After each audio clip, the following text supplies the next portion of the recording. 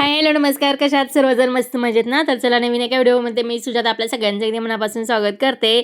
आणि काल सांगितलं होतं अर्चना गावी गेली होती आणि गावी गेल्यानंतर तिथल्या तिच्या आजीने ना तर कणीस दिले होते ते शेतामधले कोळी कोळी. तर बघून असं भारी वाटत होतं. मग आज सकाळी सकाळी कामं वगैरे आवरली आणि कणसं होती ना तर ती सगळी उकडायला वगैरे टाकलेली. तर कोवळी कणसं असल्यामुळे जास्त वेळ लागला नाही. 4-5 शिट्ट्यामध्ये सगळी कणसं अशी शिजलेली आहेत.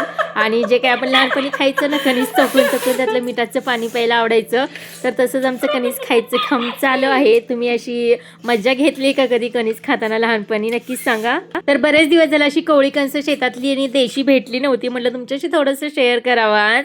तर मस्तपैकी आम्ही कणीस वगैरे खाल्लेले. अगदी लहानपणीच्या आठवणी जाग्या झाल्या म्हटलं तरी चालेल, कारण लहान असतानाच गावाकडे भरपूर कणसं खाल्ली होती आम्ही.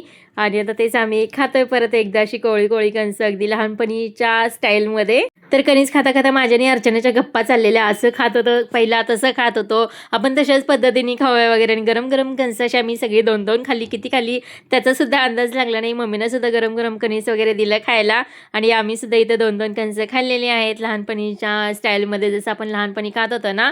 तर तशाच प्रकारे इथं कणसं आम्ही खाल्लेले आहेत. खूप भारी लागतात. आणि तुम्ही सुद्धा असं खाल्लंय का नाही नक्कीच कमेंटमध्ये सांगा. आणि इकडं आम्हाला बेसन करायचं होतं आणि कणसं खायच्या नादामध्ये ते पाणी उकळल्यानंतर बेसन त्याच्यामध्ये घातलं.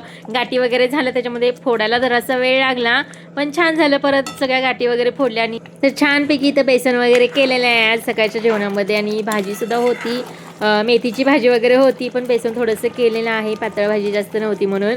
आणि मस्तपैकी अशी गावाकडची कणसं वगैरे खाल्लेली आहेत आणि गावाकडच्या स्टाईलनी तसं बेसन वगैरे बनवलेलं आहे. तर हा होता आजचा व्हिडिओ. कसा वाटला नक्कीच कमेंटमध्ये सांगा. भेटू नेक्स्ट व्हिडिओमध्ये. Bye bye.